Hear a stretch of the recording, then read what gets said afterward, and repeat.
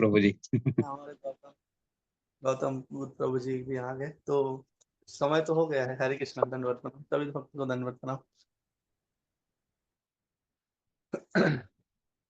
तो आज का क्लास आरंभ करते हैं। पहले मंगलाचरण कर लेते हैं प्रभु जी।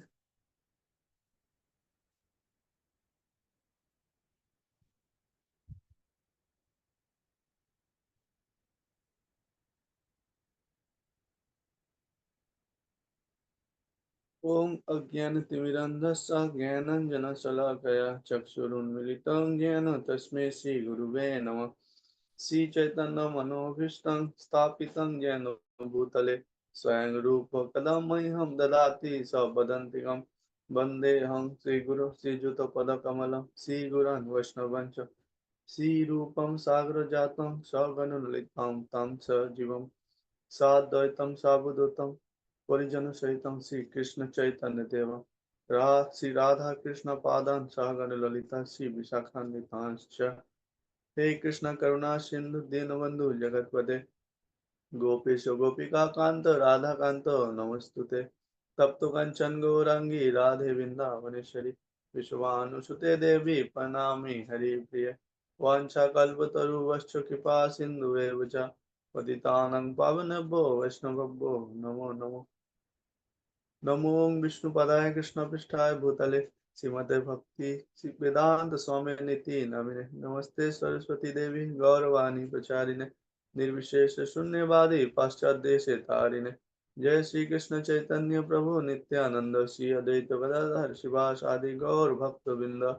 हरे कृष्ण कृष्ण कृष्ण हरे हरे, हरे राम राम राम राम राम हरे हरे। हरे कृष्ण।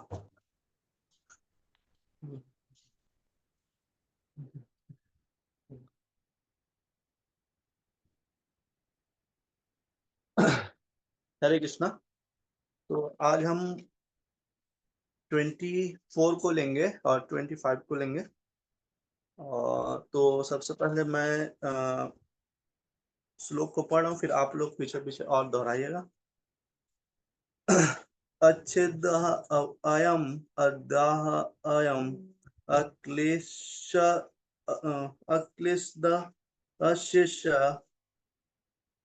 एव च नित्य सर्वगत स्थानु अचल अयम सनातन अच्छेद अयम अद्यः अयम अक्लेशद अशिष एव च नित्य सर्वगत स्थानु अचल अयम सनातन अच्छेद अयम अद्यः अयम अक्लेशद अशिष एव च नित्य सर्वगता स्थानु अचल अयम सनातना। हरे कृष्ण प्रभु जी, कोई रिपीट करेंगे?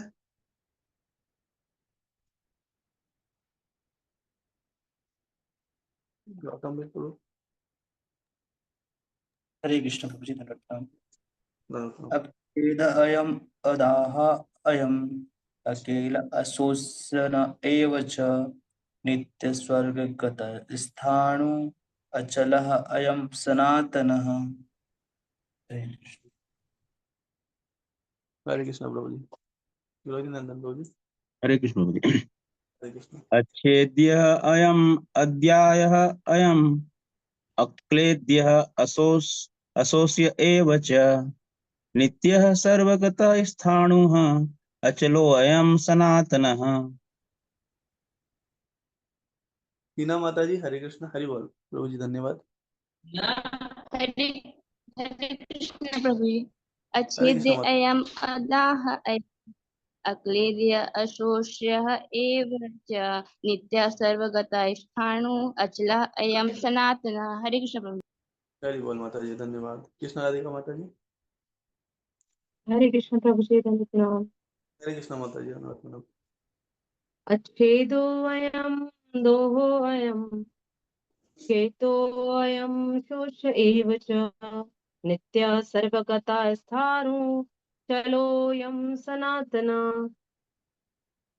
हरि बोल। हरे कृष्णा। और कोई रीड करना चाहेंगे? तो इसका शब्दार्थ पढ़ते हैं पहले। अच्छेद मतलब ना टूटने वाला, अयम ये आत्मा, अद्यः ना जलाया जा सकता, ना जलाया जा सकने वाला, अयम ये आत्मा, अक्लेद मतलब अघुलनशील, अशेष मतलब ना सुखाया जा सकने वाला, एवं निश्चय ही च तथा नित्य मतलब शाश्वत, सर्वगत मतलब सर्वव्यापी, स्थाणु मतलब अपरिवर्तनीय अथवा अविकारी, अचल मतलब जड़, अयम ये आत्मा, सनातन मतलब सदैव एक सा है।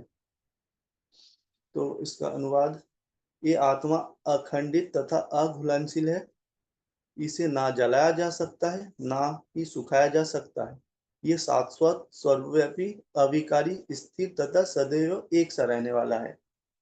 तो इसमें भगवान हमें यही बता रहे हैं, मतलब अर्जुन को ही बता रहे हैं। जैसे 23 में भी भगवान बताया था कि आत्मा को न जलाया जा सकता है ना सुखाया जा सकता है।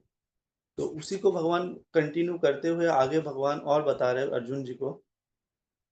तो ये जो आत्मा है ये कभी टूटता नहीं है, एक सा रहता है, ऐसा है। तो बहुत से लोग बोलते हैं आत्मा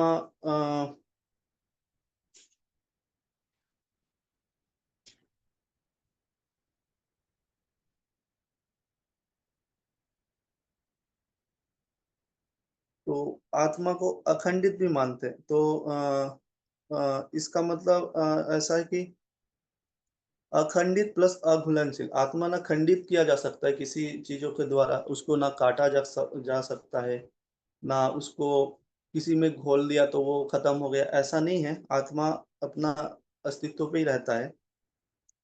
और जैसे बहुत से लोग बोलते हैं आत्मा एक हो जाता है, जैसे ये हमारा उंगली है, तो ऐसा नहीं होता कि सब उंगली मिलके एक हो गया, ऐसे इसी प्रकार आत्मा भी मिलके एक हो गया। जैसे आत्मा अपने अपने जो स्वरूप है उस स्वरूप में रहता है, ना वो एक होता है ना वो खंडित होता है।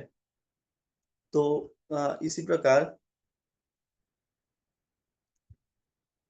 आगे बता रहा आत्मा सर्वव्यापी है। तो सर्वव्यापी का मतलब आत्मा हर जगह है।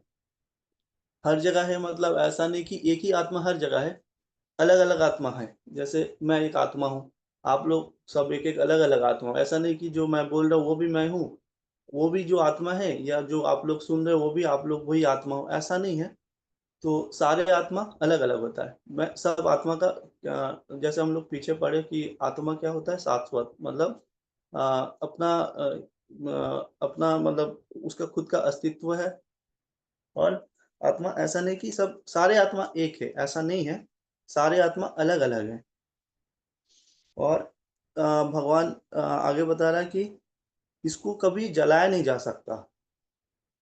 तो आत्मा जैसे हम लोग देखते हैं साइंटिस्ट, मतलब कुछ दिन पहले मैं एक न्यूज़ में पढ़ा था, देखा था कि साइंटिस्ट बोलते हैं कि आग में भी वायरस पाया जाता है, ये साइंस का कहना है।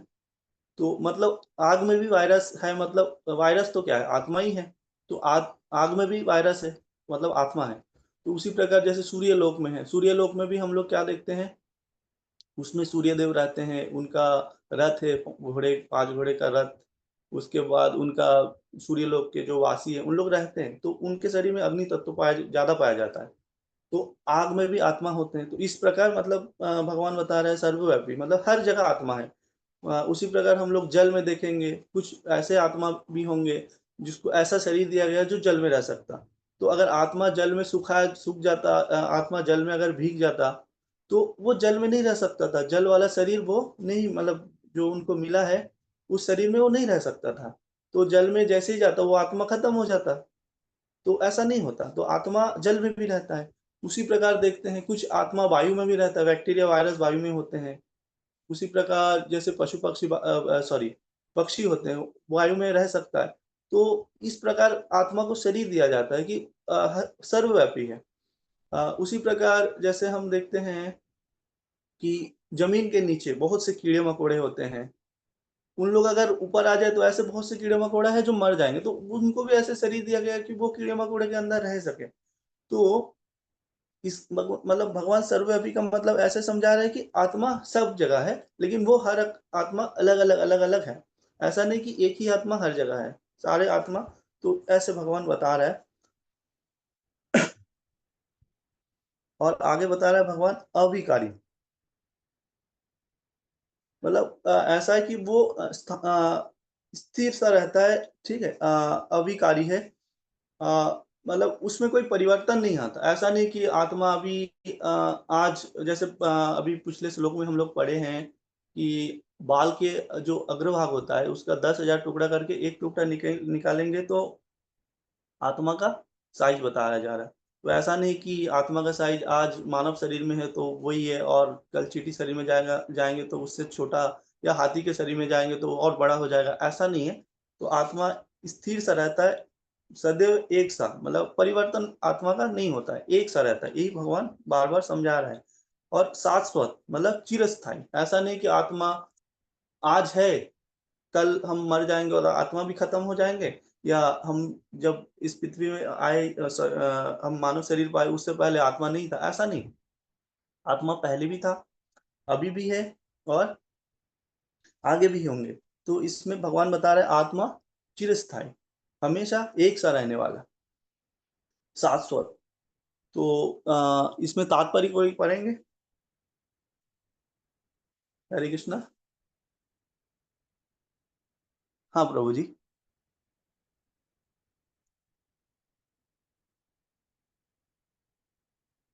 हाँ माता जी। नहीं, थोड़ा सा ही है, हरे कृष्णा। हमारे गौतम बुद्ध प्रभु पढ़ लेंगे प्लीज। जी जी जी, हरे कृष्णा। बात की जय। अणु आत्मा के इतने सारे गुण यही सिद्ध करते हैं कि आत्मा पूर्ण आत्मा का अणु अंश है और बिना किसी परिवर्तन के निरंतर उसी तरह बना रहता है। इस प्रसंग में अद्वैतवाद को व्यवहत करना कठिन है, क्योंकि अणु आत्मा कभी भी परम आत्मा के साथ मिलकर एक नहीं हो सकता। भौतिक कलमश से मुक्त होकर अणु आत्मा भगवान के तेज की किरणों की आध्यात्मिक स्फुलिंग बनकर रहना चाह सकता है, किंतु बुद्धिमान जीव तो भगवान की संगति करने के लिए वैकुंठ लोक में प्रवेश करता है। सर्वगत शब्द महत्वपूर्ण है, क्योंकि इसमें कोई संशय नहीं है कि जीव भगवान की समग्र सृष्टि में फैले हुए हैं। वे जल, थल, वायु, पृथ्वी के भीतर तथा अग्नि के भी भीतर रहते हैं। जो यह मानते हैं कि वे अग्नि में स्वाहा हो जाते हैं, वह ठीक नहीं है, क्योंकि यह कहा गया है कि आत्मा को अग्नि द्वारा जलाया नहीं जा सकता। अतः इसमें संदेह नहीं है कि सूर्य लोक में भी उपयुक्त प्राणी निवास करते हैं। यदि सूर्य लोक निर्जन हो, स्वर्गत शब्द निर्थक हो जाता है। हरे कृष्ण। हरे कृष्ण प्रभु जी, धन्यवाद। बहुत अच्छा पढ़े प्रभु जी। तो ये तात्पर्य में भी हम लोग समझ सकते हैं कि अनु आत्मा इतने सारे गुणों ये सिद्ध करते हैं कि अनु आत्मा, तो ये जो है हमारा जो आत्मा है विश्व आत्मा का अंश है, मतलब परमात्मा का अंश है। और ये बहुत छोटा, मतलब जैसे अभी ये बताया और हम लोग पढ़े कि 10 बाल के 10,000 बाल के जो अग्रभाग है, ठीक है, जो छोटा सा 10,000 पार्ट में उसको अगर टुकड़ा टुकड़ा करेंगे तो टुकड़ा निकलेगा, उतना ही छोटा सा बाल का, सॉरी, आत्मा का साइज है। और ये निरंतर उसी तरह बना रहता है, किसी भी प्रकार का परिवर्तन नहीं होता है, एक सा रहता है। में से कम इससे तो हम ये समझ सकते, कम से कम आत्मा है, ठीक है। इसमें भगवान यही बता रहे हैं कि आत्मा तो है, पर वो हम उसको, मतलब इतना छोटा है कि हम देख नहीं सकते।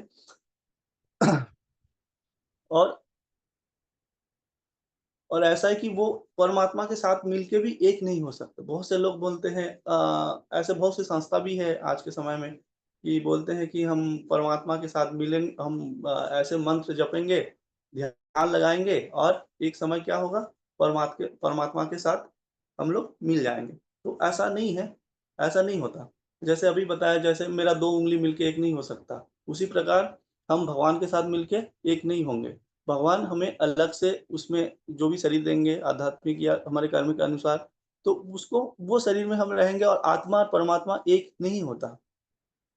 तो ये इसमें श्रील प्रभुपाद जी तात्पर्य में बता रहे हैं। और आत्मा का उपस्थिति मतलब हम लोग इस प्रकार जान सकते हैं। और हमारे आचार्य लोग भी और ऐसा है कि आत्मा इतना छोटा है कि हम लोग इसको अपने किसी भी मतलब साइंटिस्ट इसको कितने भी अच्छा से अच्छा कुछ भी माइक्रोस्कोप या कुछ भी बना ले, आत्मा को नहीं देख सकते। आत्मा इतना अणु है। और मतलब ऐसा है कि अगर हम आत्मा क्या है, आध्यात्मिक चीज है, और हमारा शरीर क्या है, जड़ जड़ है। तो हम जड़ चीज से आध्यात्मिक चीज को नहीं देख सकते हैं। और साइंटिस्ट कुछ भी बना ले, कुछ भी इंस्ट्रूमेंट बना ले, उससे साइंटिस्ट भी नहीं देख सकते, क्योंकि वो जड़ चीज रहेगा। और आत्मा क्या है, आध्यात्मिक चीज है। तो अगर आध्यात्मिक चीज को जानना है तो आध्यात्मिक तरीके से ही हमको जानना पड़ेगा। जैसे हमारे आचार्य लोग रामाचार्य, उसके बाद शंकराचार्य, अ, उसके बाद विष्णु आचार्य, रघु रघु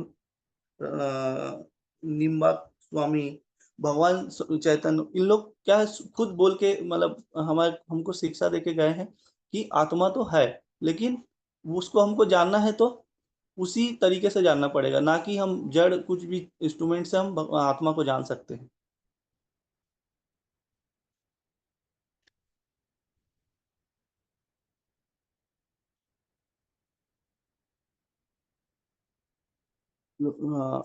भौतिक कल में से मुक्त हो गया। तो जो बुद्धिमान व्यक्ति होता, जैसे अभी बताया, तो आत्मा तो है, लेकिन बहुत से लोग सोचते हैं कि वो भगवान से मिल जाएंगे, तो ऐसा नहीं है। जो बुद्धिमान व्यक्ति होता है उस चीज के पीछे नहीं पड़ता कि हम भगवान के साथ जाके मिल जाएंगे और हम भी भगवान बन जाएंगे। बहुत से लोग भी बोलते हैं हम ही भगवान हैं, तो ऐसा नहीं है। तो जो बुद्धिमान व्यक्ति होता है तो वो इस चक्कर में नहीं फंसता है कि हम भी मिल जाए, हम भी भगवान से मिल जाएंगे। वो जानता है कि आत्मा अलग है, भगवान के साथ आत्मा एक नहीं हो सकता। तो इसी कारण वो उस प्रयास में नहीं फंसता, और वो अपना अलग जो हम भक्ति मार्ग में फॉलो करते हैं, इस प्रकार फॉलो करते हैं।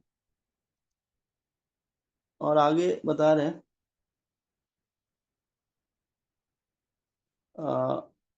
जो आत्मा है वो सर्वत्र विराजमान है।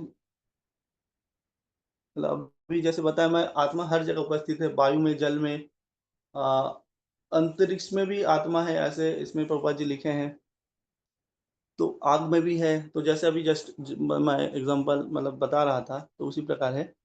तो आप हम लोग ऐसे देख सकते हैं कि आत्मा में मतलब क्या बोलते हैं, आग में अगर हम ऐसे नॉर्मली देखें तो हमको नहीं दिखेगा वायरस बैक्टीरिया, लेकिन साइंटिस्ट इसको खोजे हैं। अभी जस्ट मैं पढ़ ही रहा था कुछ दिन पहले, या न्यूज़ देख रहा था कि आग में भी होता है। लेकिन उस आग में अब ऐसा है कि आग में जो आत्मा है उसको मारा नहीं जा सकता, वो खत्म नहीं होता, कभी नहीं होता। तो इसी प्रकार इसमें तात्पर्य में बताया गया है। और आगे तो ऐसे बहुत से लोग सोच सकते हैं कि जैसे आज से कुछ साल पहले, जैसे 100-200 साल पहले, जैसे ये हमारे पृथ्वी का जो आज 750-800 करोड़ का पूरा पृथ्वी में वो है जनसंख्या है। तो आज से अगर 100 साल पहले देखा जाए तो इतने नहीं रहे होंगे, मुश्किल से 200 करोड़ रहे होंगे।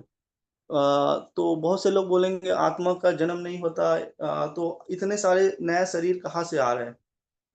जैसे हम पहले पढ़े हैं, आत्मा का जन्म नहीं होता, आत्मा का। तो ये है, ऐसा है कि जैसे हम जानते हैं कि जैसे हमारे मुख के अंदर बहुत सारा वायरस बैक्टीरिया होता है, हमारे नाखून में बहुत वायरस होता है, तो ये सब भी तो आत्मा है। तो इन लोगों को भी तो शरीर पाना है। तो ऐसा नहीं कि नया आत्मा का पैदा हो रहा है और पुराना आत्मा मर जा रहा है, नया आत्मा आ रहा है और पुराना आत्मा मर जा। तो वही मतलब ऐसा है कि जो और वायरस बैक्टीरिया, वो भी तो आत्मा, वो भी लाइन से सीरियल वाइज, वो भी क्या होता है, वो भी शरीर पाते हैं। तो इस प्रकार जो हम देखते हैं कि पहले इतने मानव थे, आज इतना ज्यादा है, आगे और बढ़ेंगे या घटेगा, तो वो आत्मा का मतलब वो है कि आत्मा जैसे शरीर पाते हैं, वैसे वैसे आबादी बढ़ते हैं, घटते हैं। तो ऐसा नहीं कि आत्मा बनता है और खत्म हो जाता है।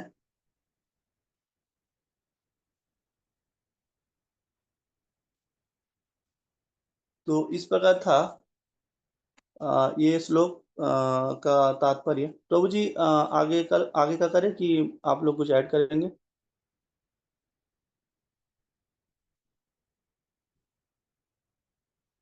म्यूट है माता जी आप। आगे बढ़िए प्रभु जी। जी माता जी। तो श्लोक नंबर 25 करते हैं। अव्यक्त अयम अचिंत अयम अविकार्य अयम उच्यते तस्माद् अवम विदिता एनं न अनुशोचितम् अहर्षि। अव्यक्त अयम अचिंत अब फिर से पढ़ना मैं। अव्यक्त अयम अचिंत अयम अविकार्य अयम उच्यते तस्माद् अयम विदिता एनं न अनुशोचित अहर्षि।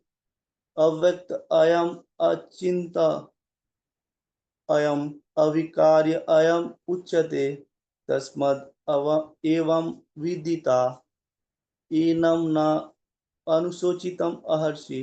हरे कृष्ण माता जी। प्रभु जी रिपीट करेंगे कोई?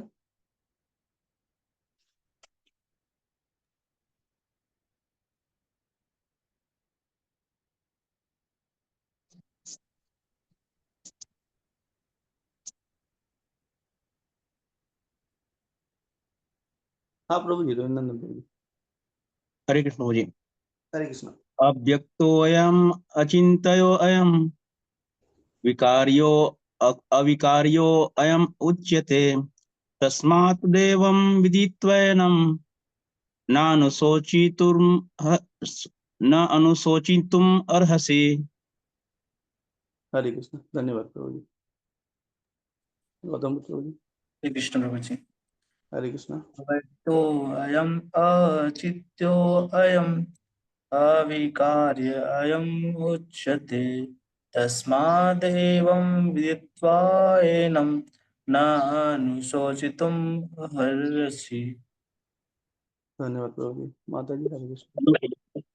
अव्यक्तो अयम चिन्त्यो विक्रयो अयम उच्यते तस्मादेवं विदित्वैनं नानु शोचितुमर्हसि।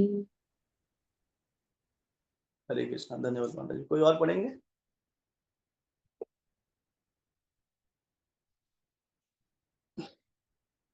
तो शब्दार्थ पढ़ते हैं। अव्यक्त मतलब अदृश्य। अयम ये आत्मा। अचिंतनीय मतलब अकल्पनीय। अयम ये आत्मा। अविकार्य अपरिवर्तित। अयम ये आत्मा उच्चते कहलाता है। तस्मात् अतः अयम इस प्रकार विदित्वा अच्छी तरह जानकर एनम इन आत्मा के विषय में ना नहीं अनुशोचित तुम शोक करने के लिए अहर्षि योग्य है। इसका तात्पर्य अनुवाद। ये आत्मा अव्यक्त अकल्पनीय तथा अपरिवर्तनीय कहा जाता है। ये जानकर तुम्हें शरीर के लिए शोक नहीं करना चाहिए। तो भगवान अब आत्मा के बारे में आगे और बता रहे हैं कि आत्मा का जो गुण है उसके बारे में भगवान और बता रहे हैं कि बता रहे आत्मा अदृश्य है। तो आत्मा का साइज इतना छोटा है। पपा जी हमको तात्पर्य में जो हम सबको बताया है कि आत्मा का साइज इतना छोटा है। आप सोच सकते हैं हम लोग कि एक बाल को अगर 10,000 बाल के छोटे भाग ले और उसको 10,000 पार्ट में उसको काटा जाए, उसका भाग किया जाए तो कुछ दिखेगा ही नहीं। एकदम बहुत छोटा सा साइज निकलेगा जो कि हमको दिखेगा ही नहीं। और कितने भी साइंटिस्ट कितना भी अच्छा उसमें अपना कुछ भी क्या बोलते हैं इंस्ट्रूमेंट लगा के देख ले उस चीज को नहीं देख सकते। तो इतना छोटा है। इसी कारण वो इधर बताया गया कि अदृश्य है। अकल्पनीय अकल्पनीय। इस ऐसा है कि हम अपने बुद्धि से, हमारा बुद्धि उतना मतलब वो नहीं है कि हम इसको बुद्धि से समझ जाए। तो उसको हमको समझने के लिए क्या करना पड़ेगा? शास्त्र के द्वारा, गुरु द्वारा या भगवान के माध्यम से उसको समझना पड़ेगा। और अपरिवर्तनीय है। तो वो जैसे पिछले श्लोक में भी बताया, ये उसी प्रकार है, उसी प्रकार इसमें भी बताया जा रहा है कि इसका परिवर्तन नहीं होता, किसी भी हाल में रहे, किसी भी कंडीशन में रहे, किसी भी शरीर में रहे या किसी भी लोक में रहे। जैसे ब्रह्मांड के किसी भी लोक में रहेंगे और उस लोक के किसी भी शरीर में रहेंगे, उसका कभी परिवर्तन नहीं होता, वो एक सा रहता है। तो इसे जानकर भगवान बता रहे, इसे जानकर तुम्हें शोक नहीं करना चाहिए।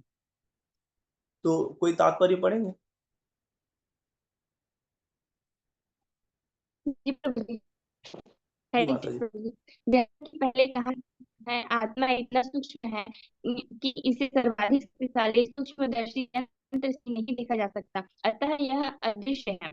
जहाँ तक आत्मा के अस्तित्व का संबंध है, बुद्धि के प्रमाण के अतिरिक्त अन्य किसी प्रयोग द्वारा इसके अस्तित्व को सिद्ध नहीं किया जा सकता। हमें इस सत्य को स्वीकार करना पड़ता है, क्योंकि अनुभव भी एक नहीं है। हमें अनेक बार केवल उच्च प्रमाणों के आधार पर अपनी बात के आधार पर अपने पिता के अस्तित्व को स्वीकार नहीं कर सकता। पिता के स्वरूप को जानने के साधन या एकमात्र प्रमाण मात्र है। इस प्रकार वेदाध्ययन के अतिरिक्त आत्मा को समझने का उपाय नहीं है। दूसरे शब्दों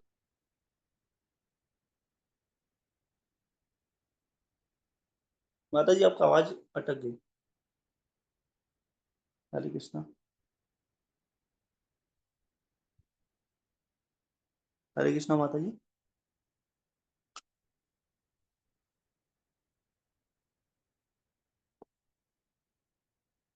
प्रभु जी नेटवर्क चल रहे हैं। आत्मा चेतन है और आत्मा चेतना है और चेतन है। वेदों के इस कथन को हमें स्वीकार करना होगा। आत्मा में शरीर जैसे परिवर्तन नहीं होते। मूर्धा अविकारी रहते हुए आत्मा अनंत परमात्मा की तुलना में अनुरूप है। परमात्मा अनंत है और अणु आत्मा अति सूक्ष्म है, अतः अति सूक्ष्म आत्मा अविकारी होने के कारण अनंत भगवान की तुल्य नहीं हो सकता। यही भाव वेदों में भिन्न भिन्न प्रकार से आत्मा के स्थायित्व की पुष्टि करने के लिए दोहराए गए हैं। इसी बात का दोहराव सत्य को बिना किसी तुलना के समझने के लिए आवश्यक है। हरे कृष्णा माता जी। तो जैसे इसमें तात्पर्य में प्रभुपाद जी बता रहे हैं कि पहले ही बताया गया कि आत्मा का साइज इतना छोटा है, इतना सूक्ष्म है कि इसे सर्व मतलब कितना भी शक्ति लगा लो, किसी भी यंत्र लगा लो, कुछ भी आप किसी भी इंस्ट्रूमेंट लगा लीजिए, कितना भी हाईटेक आज के समय में भी मतलब जो साइंटिस्ट बनाए हुए हैं, उससे भी आप इस आत्मा को नहीं दे सकते। इसी कारण आत्मा को अदृश्य बताएगा, लेकिन आत्मा है। ऐसा नहीं कि अदृश्य है तो आत्मा नहीं है, आत्मा तो है। क्योंकि आत्मा का इतने सारे गुण बताया गया इससे पहले भगवान द्वारा, तो आत्मा तो है। तो हम कैसे जानेंगे कि आत्मा है? मतलब जैसे मान लीजिए हम वायु को तो नहीं देख सकते ना, फिर भी तो वायु है ना, हम उसको फील कर सकते हैं। वायु में क्या-क्या ऑक्सीजन है, हाइड्रोजन है, नाइट्रोजन है, कार्बन डाइऑक्साइड है, उस वो भी है, लेकिन हम उस चीज़ को नहीं देख सकते ना। इसका मतलब ऐसा तो नहीं है कि वायु में ये सारी चीज़ नहीं है, ये सारी चीज़ उपस्थित है। उसी प्रकार आत्मा भी है, अदृश्य है, लेकिन है। तो वो हम कैसे जान सकते हैं? एक तो हम अपने ऑथोरिटी से जान सकते हैं, एक तो लॉजिक से जान सकते हैं। तो अगर हम ऑथोरिटी से जानेंगे तो उसको कैसे जानेंगे? तो ऑथोरिटी से जानेंगे तो ऐसा है कि जैसे एक उदाहरण इसमें दिया गया है आगे तात्पर्य में।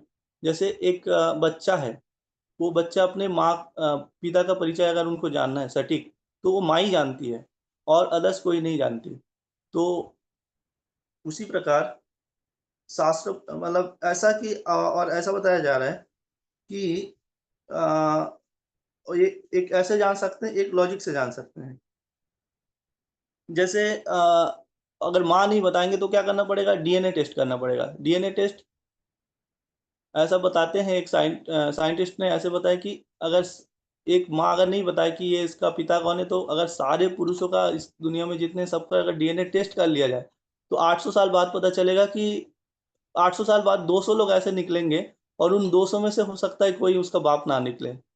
तो अगर इस प्रकार से अगर आत्मा का खोज करने निकलेंगे तो वो एक मूर्खता होंगे कि आत्मा तो नहीं है, पर हम साइंटिस्ट जैसे वो अपने इंस्ट्रूमेंट लेके ढूंढने निकल पड़े, तो ऐसी मूर्खता होंगे।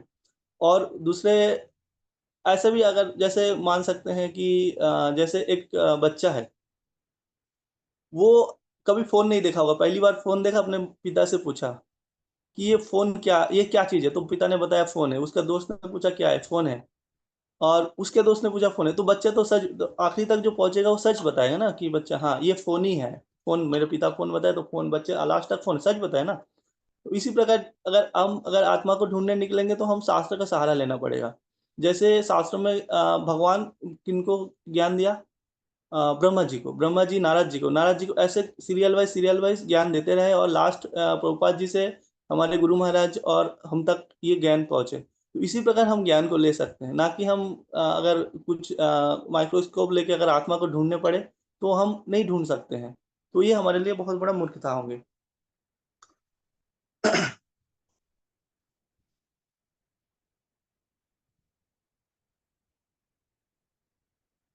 तो ऐसे ही भक्त, मतलब ऐसा जो भक्त भगवान से सुने हैं, जैसे अभी बताया ब्रह्मा जी सुने हैं ना भगवान से, कृष्ण जी से, उसके बाद आगे सीरियल वाइज बताते गए। तो इसी प्रकार ही हम इस ज्ञान को ले सकते हैं या आत्मा को समझ सकते हैं। और अदर कोई तरीका नहीं है कि हम आत्मा को समझे। और एक तरीका है लॉजिक से, जैसे एक शरीर है, तो जैसे हम बोलते हैं वो उसका देहांत हो गया, तो हम बोलते हैं देहांत हो गया, ऐसा नहीं बोलते कि देही अंत, क्योंकि देही तो आत्मा है ना, तो हम क्या बोलते हैं, देहांत बोलते हैं ना। तो देहांत मतलब होता है शरीर का अंत हुआ है, देही अंत नहीं, मतलब आत्मा का अंत नहीं हुआ। आत्मा यानी देही यानी आत्मा। तो कोई ऐसे, या फिर कोई मरते हैं तो हम ऐसे भी बोलते हैं कि वो तो चला गया, शरीर एज इट इज है, कौन चला गया, क्योंकि उसमें चेतना नहीं है। अब चेतना, अब कुछ तो रहा होगा उसके अंदर जो आज अभी मतलब वो अभी प्रेजेंट में अभी नहीं है, जिसके चलते उसके शरीर में कोई एक्टिविटी नहीं हो रहा है, तो वो चीज क्या है। तो उसको अगर हम समझ, अगर इस नजर से भी देखेंगे तो हम समझ सकते हैं। जैसे एक जीवित शरीर है, उसमें अगर कोई अगर चींटी भी काट देंगे तो एकदम हम लोग कूद पड़ते हैं, अरे क्या हुआ, दर्द दर्द हो रहा है, जलन हो रहा है, इस प्रकार। और अगर वही एक मृत शरीर में हम लोग अगर कुछ भी कर दे, चाकू भी मार देंगे, तो वो उठेंगे नहीं, क्यों, क्योंकि उसमें कुछ तो मिसिंग है। तो वो क्या चीज मिसिंग है, वो है आत्मा। तो इस प्रकार के हम आत्मा को उपस्थिति को समझ सकते हैं। तो ऐसा है।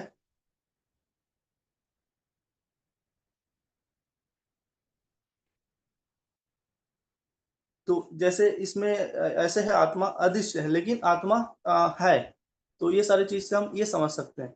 और आगे बता रहा है आत्मा अकल्पनीय है। तो हम आत्मा को अपनी बुद्धि से नहीं सोच सकते कि आत्मा कैसे होंगे, उसका क्या साइज, मतलब हम बुद्धि से, अपना बुद्धि से नहीं, जो हमको हमारा गुरु ने बताया है, शास्त्र ने बताया है, भगवान गीता में बताया है, तो उसको हमको मान के चलना पड़ेगा, ना कि 800 लोगों का डीएनए टेस्ट करने निकाल पड़े, ऐसा इस टाइप का कुछ हम काम करें। तो ऐसे में जीवन पूरा खत्म हो जाएगा, लेकिन हमको पता ही नहीं चलेगा आत्मा क्या है, भगवान क्या है। तो ऐसा है। तो अगर अकल्पनीय है, तो अगर हम इसको, अगर इसके बारे में जानना चाहेंगे तो हमको गुरु या भगवान या शास्त्र का सहारा लेना ही पड़ेगा, तभी हम समझ सकते हैं, अदर किसी तरीके से नहीं समझ सकते हैं। और आत्मा अपरिवर्तनीय है।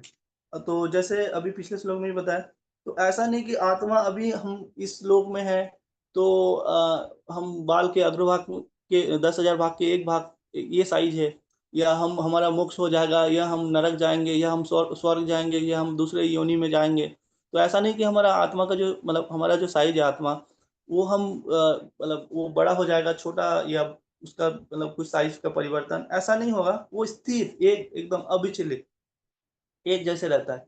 उसका साइज ना बढ़ेगा ना घटेगा, ना छोटा ना बड़ा, कुछ नहीं होगा। और ना कि वो भगवान से जाके मिलेगा। बहुत से लोग बोलते हैं हम भगवान हैं, हम भगवान मरने के बाद फिर भगवान में मिल जाएंगे और हम भी भगवान बन जाएंगे। तो ये भी पॉसिबल नहीं है, भगवान पहले ही बता दिया। और आत्मा भगवान से कभी एक नहीं हो सकता, ये तो हम पढ़े ही हैं, बार बार पढ़े हैं पीछे। तो जैसे आत्मा है हमेशा अणु में रहेंगे, और परमात्मा क्या है, विभु है। तो वो फॉर्म एज इट इज हमेशा बना रहेगा। हम अगर नया शरीर पा भी जाएंगे तो हमारा जो आत्मा है वो उसी साइज में ही रहेगा, मतलब हम जो आत्मा है। और बहुत से मतलब ऐसे हैं। तो बहुत से लोग बोलते हैं हम आत्मा से मिल जाएंगे, और ऐसे भी बोलते हैं बहुत लोग हम ही भगवान हैं, या भगवान से मिलके हम भगवान हो जाएंगे। तो अगर ऐसे कोई बोलते हैं तो उसके लिए भी, इसमें मैं पढ़ रहा, मतलब कल एक सुन रहा था प्रभु जी का, तो बोलते फिर उसको आप बोलो, फिर जाओ गोवर्धन में और उठाओ वृंदावन गोवर्धन चलो और पर्वत को उठाओ। पर्वत क्या, वो तो एक छोटा सा पत्थर भी नहीं उठा सकता अपने उंगली में, भगवान 7 दिन उठाए थे। तो उनको बोलेंगे 7 सेकंड के लिए उठा दो एक छोटा सा 100 किलो का पत्थर, तो वो नहीं उठा पाएंगे। या फिर बोलेंगे तो ठीक है आप भगवान हो तो अपना दिखाओ अपना रूप, तो वो दिखा पाएगा क्या? नहीं दिखा पाएगा। जैसे बोलेंगे विराट रूप दिखा दो, तो नहीं दिखा पाएगा। तो इसी प्रकार अगर ऐसे कुछ कोई लोग आके वो करते हैं, क्लेम करते हैं हाँ नहीं हम ही भगवान है, हम भगवान बन जाएंगे, तो ठीक है एक आध दिखा दो, नहीं दिखा सकते हैं, कुछ नहीं दिखा सकते हैं। तो इसी प्रकार हमको भ्रम में नहीं फंसना है। मायावादी लोग और भी अलग अलग संस्था, ऐसे बहुत सी संस्था है जो भ्रमित करते हैं लोगों को, तो हमको भ्रम में नहीं फंसना है। भगवान जैसे हमको बताया है उसी को हम फॉलो करें, और उसी प्रकार से हम लोग ध्यान मतलब आगे आगे बढ़े और शास्त्र का अध्ययन करें। तो इस प्रकार से इस 25 नंबर का जो श्लोक है उसका तात्पर्य इस प्रकार से। तो माता जी प्रभु जी आप लोग कुछ इसमें ऐड करेंगे?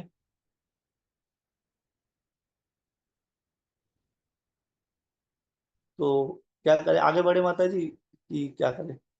जी माता जी जो आज्ञा। तो अभी 26 में जाते हैं हम लोग। अथो चैनं नित्यजातं नित्यं वा मनस्य मृतं तथा वितां महाबाहो नैनं शोचितुमर्हसि। अथो चैनं नित्यजातं नित्यं वा मनस्य मृतं तथापि तं महाबाहो नैनं शोचितुमर्हसि। हरे कृष्ण। माता जी प्रभु जी कोई रिपीट करेंगे?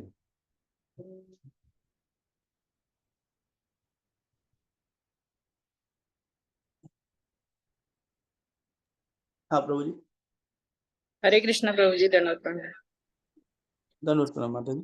अथ चैनं नित्यजातं नित्यं व मनसे मृतं तथापि त्वं महाबाहो नैनं शोचितुमर्हसि। हरे हरे कृष्ण। कृष्ण माता जी।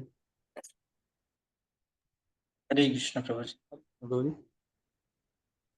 अथ अथ चैनं नित्यजातं नित्यवा मनसे मृतं तथापि त्वं महाबाहो नैनं शोचितुम् अर्हसि। हरे कृष्ण। हाँ प्रभु जी धन्यवाद प्रभु जी। रोहिणी नंदन प्रभु जी। हरे कृष्ण प्रभु जी। हरे अथ कृष्ण। च एनं नित्यजातं नित्यं वा मन्यसे मृतं तथापि त्वं महाबाहो नैनं शोचितुम् अर्हसि। हरे कृष्ण। हाँ माता जी आप भी पढ़ेंगे? जी। हरे माता जी। अथ चैनं नित्यजातं नित्यं वा मनसे मृतं तथापि त्वं महाबाहो नैनं शोचितुमर्हसि। हरे कृष्ण। हिना माता जी हरे कृष्ण। धन्यवाद माता जी। प्रभु जी। अथ चैनं नित्यं जातं नित्यं वा मन्यसे मृतं तथापि त्वं महाबाहो नैनं शोचितुम् अर्हसि। हरे कृष्ण प्रभु जी। हरे कृष्ण माता जी। कोई और?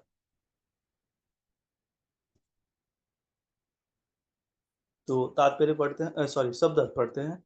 अथा यदि फिर भी च वी एनम इस आत्मा को नित्य जातम उत्पन्न होने वाला नित्यम सदैव सदैव के लिए वा अथवा मान्य से तुम ऐसे सोचते हो मृतम मृत तथा अपि फिर भी तुम महाबाहो हे सूरवीर, ना कभी नहीं। एनम आत्मा के विषय में सोची तुम शोक करने के लिए अहर्षि योग्य हो। तो अनुवाद, किंतु यदि तुम सोचते हो कि ये आत्मा अथवा जीवन का लक्षण सदा जन्म लेता है तथा सदा मरता है, तो भी हे बाहु तुम्हें शोक करने की कोई कारण नहीं है। तो पहले तो भगवान इसमें बताया कि आत्मा के बारे में पूरा डिटेल में अभी भगवान बताया है कि आत्मा का क्या क्या गुण है, कैसा है। तो हम अभी अच्छे से पढ़े हैं पिछले सारे श्लोकों में। तो इसमें भगवान बता रहा है, अगर तुम आत्मा को अगर ऐसे सोचते हो कि सदा जन्म लेने वाला और ये फिर मर जाता है, अगर ऐसे भी सोचते हो तो भी शोक नहीं करना चाहिए। तो भगवान इसमें पहले बताया महाबाहो। ये महाबाह का मतलब होता है जो इसका बाहु मतलब मतलब जो शक्तिशाली होता है, जिसका मतलब हाँ दोनों मतलब भुजाएं ऐसे हैं, उसको महाबाहु से सम्मानित किया जाता है। तो इसमें तात्पर्य कोई पढ़ेंगे क्या माता जी, प्रभु जी, कोई भी? जी, यदि कोई नहीं पढ़ रहा है तो अहिला माता जी आज कुछ नहीं, एक श्लोक बस पढ़ी है। जी प्रभु जी मैं पढ़ रही हूँ, आज बिजी थी प्रभु जी। जी माता। तात्पर्य भाई आज व्यस्त लग रहा है। श्रील प्रभुपाद की जय। सदस्य दार्शनिकों का एक ऐसा वर्ग चला आ रहा है जैसे बौद्धों के ही सामान्य यह नहीं मानता कि शरीर के परे भी आत्मा का स्वतंत्र अस्तित्व है। ऐसा प्रतीत होता है कि जब भगवान कृष्ण ने भगवत गीता का उपदेश दिया तो ऐसे दार्शनिक विद्यमान थे और लोकायतिक तथा वैभाषिक नाम से जाने जाते थे। ऐसे दार्शनिकों का मत है कि जीवन के लक्षण भौतिक संयोग की एक परिपक्व अवस्था में ही घटित होते हैं। आधुनिक भौतिक वैज्ञानिक तथा भौतिकवादी दार्शनिक भी ऐसा ही सोचते हैं। उनके अनुसार शरीर में भौतिक तत्वों का संयोग है और एक अवस्था ऐसी आती है जब भौतिक तथा रासायनिक तत्वों के संयोग से जीवन के लक्षण विकसित हो उठते हैं। नेतृत्व विज्ञान इसी दर्शन पर आधारित है। संप्रति अनेक दात्य धर्म जिनका अमेरिका में प्रचार हो रहा है इसी दर्शन का पालन करते हैं और साथ ही शून्यवादी अभक्त बौद्धों का अनुसरण करते हैं। यदि अर्जुन को आत्मा के अस्तित्व में विश्वास नहीं था जैसा कि वैभाषिक दर्शन में होता है, तो भी उसके शोक करने का कोई कारण न था। कोई भी मानव थोड़े से रसायनों की क्षति के लिए शोक नहीं करता तथा अपना कर्तव्य पालन नहीं त्याग देता है। दूसरी ओर आधुनिक विज्ञान तथा वैज्ञानिक युद्ध में शत्रु का विजय प्राप्त करने के लिए जाने कितने टन रसायन फूंक देते हैं। वैभाषिक दर्शन के अनुसार आत्मा शरीर के क्षय होते ही लुप्त हो जाता है। अतः प्रत्येक दशा में चाहे अर्जुन इस वैदिक मान्यता को स्वीकार करता है कि अणु आत्मा का अस्तित्व है, यह कि वह आत्मा के अस्तित्व को स्वीकार नहीं करता, उसके लिए शोक करने का कोई कारण न था। इस सिद्धांत के अनुसार चूंकि पदार्थ से प्रत्येक क्षण असंख्य जीव उत्पन्न होते हैं और नष्ट होते रहते हैं, अतः ऐसी घटनाओं के लिए शोक करने की कोई आवश्यकता नहीं है। यदि आत्मा का पुनर्जन्म नहीं होता तो अर्जुन को अपने पितामह तथा गुरु के वध करने के पाप फलों से डरने का कोई कारण न था। किंतु साथ ही कृष्ण ने अर्जुन को व्यंग पूर्वक महाबाहो कहकर संबोधित किया, क्योंकि उसे वैभाषिक सिद्धांत स्वीकार नहीं था जो वैदिक ज्ञान के प्रतिकूल है। क्षत्रिय होने के नाते अर्जुन का संबंध वैदिक संस्कृति से था और वैदिक सिद्धांतों का पालन करते रहना ही उसके लिए शोभनीय था। हरे कृष्ण प्रभु जी। हरे कृष्णा माता जी, धन्यवाद। तो अभी भगवान भगवान बता रहे हैं कि अगर आत्मा को अगर नहीं भी मान रहे हो तो भी शोक नहीं करना चाहिए। तो इसमें दो प्रकार के क्या बोलते हैं, दो प्रकार के नास्तिकों का इसमें वर्णन किया गया ज्यादातर खास करके। तो भगवान इसमें बता रहा है ऐसा नास्तिक, मतलब जैसे प्राय बौद्ध में देखा जाता है, कुछ ऐसा नहीं कि हर कोई, बौद्ध में कुछ दार्शनिक ऐसे हैं जो आत्मा का अस्तित्व को मानते ही नहीं है। तो इस प्रकार का आज के समय में इस प्रकार का जो नास्तिक है, ये पहले भी थे, ऐसा नहीं कि आज है, और आने वाले समय तो और ज्यादा रहने वाला है नास्तिकों का संख्या। तो क्योंकि कली का जितना भी प्रभाव बढ़ते रहेगा, नास्तिकों का संख्या उतना ज्यादा बढ़ते रहेगा। तो जो नास्तिक है, उन नास्तिकों को दो भाग में बांटा गया है। एक है लोकायतित और एक है वैभाषिक। तो ये इन लोग अलग अलग अपना वो देते हैं। तो एक प्रकार के नास्तिक होते हैं, उन लोग बताते हैं कुछ केमिकल को एक करके उसमें से एक आत्मा बनाया जा सकता है, ऐसा उन लोगों का मत है। तो ऐसा संभव नहीं है, क्योंकि आज तक तो देखा ही नहीं गया ऐसा कोई हुआ है कि बहुत से लोग ऐसे करते हैं कि कुछ केमिकल, मतलब कुछ चीज हम रख देते हैं तो उसमें कीड़ा मकोड़ा छोटा छोटा वो हो जाता है, जन्म ले लेता है। उसका मतलब ये नहीं कि उसमें आके एक आत्मा, वो तो पानी में भी आत्मा रहते हैं, हम लोग पढ़े हैं, केमिकल में भी रहते होंगे। तो ऐसा नहीं कि केमिकल से आप कोई जीवात्मा को बना सकते हो, ऐसा कभी भी संभव नहीं है। और उन लोग मानते हैं कि ये जो बॉडी बना है, ये भी कुछ ऐसे केमिकल के मतलब वो है, मिश्रण है, और उस मिश्रण से ऐसा एक शरीर बन गया है। और उसी मतलब केमिकल से ये शरीर बढ़ रहा है, और खत्म होने के बाद सारे शरीर उस केमिकल में फिर वापस मिल जाएगा। तो ऐसा ऐसा नहीं होता। तो अभी ये सब क्या है ना, भ्रमित करने वाला चीज है, जिसके कारण अभी जैसे अमेरिका में, उसके बाद बौद्ध निर्विशेषवादी में इसके ऊपर भित्ति, मतलब इसी के ऊपर वो करके बहुत सारा ऐसे नकली धर्म लिखे हैं इधर प्रभुपाद जी। तो ऐसे बहुत सारे नकली धर्म ऐसे बन गया है, बन गया है और बन भी रहा है। और इन लोग क्या है, जो अ,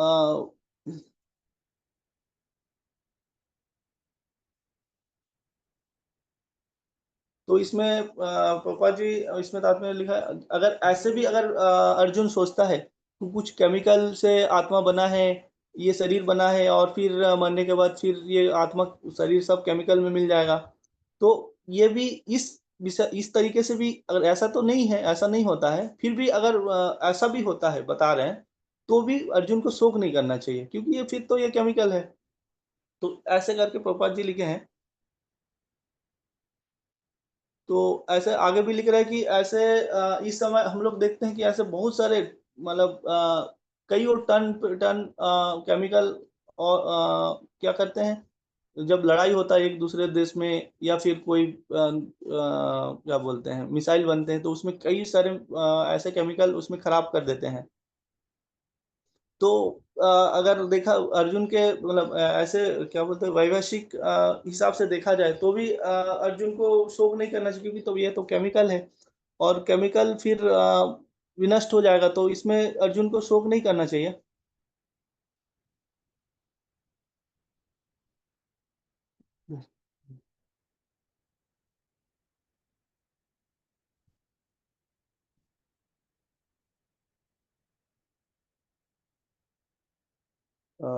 एक सेकंड बताइए।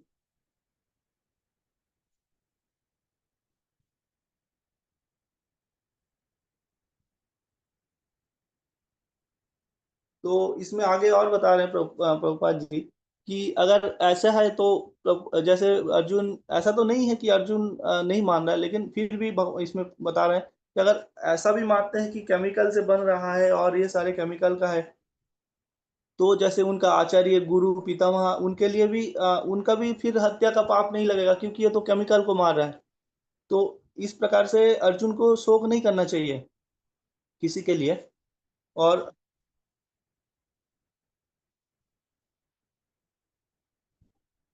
तो इसमें आगे बता रहा है कि इसमें जो अर्जुन है, तो अर्जुन जो है इसमें जो वैदिक ज्ञान का विरोधी है,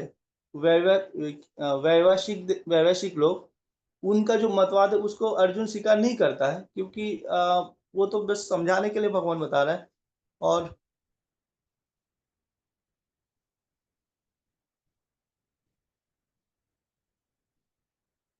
तो ऐसे आगे बता रहा है कि इसी प्रकार आत्मा मतलब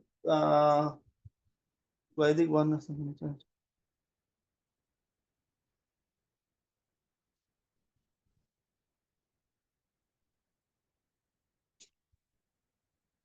तो ऐसे बताएगा माता जी, और आगे आप लोग कुछ ऐड करेंगे तो।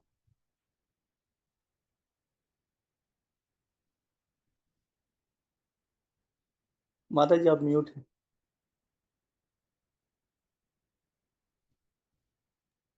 हरे कृष्णा। अच्छा प्रभु जी, आपने सारी चीजें बताई है एकदम बहुत बढ़िया। ये लास्ट वाला मैं ज्यादा तैयारी नहीं कर पाता, ऐसे एक बार तो आवश्यकता ही नहीं, शिल प्रभुपाद ने इतना तात्पर्य दे दिया है कि और कुछ करने की जरूरत नहीं है। जी माता।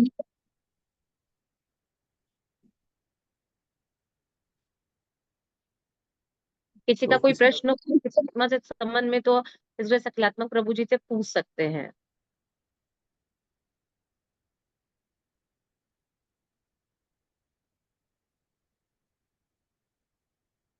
नहीं है माता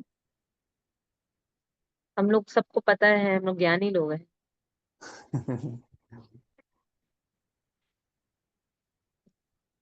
जी।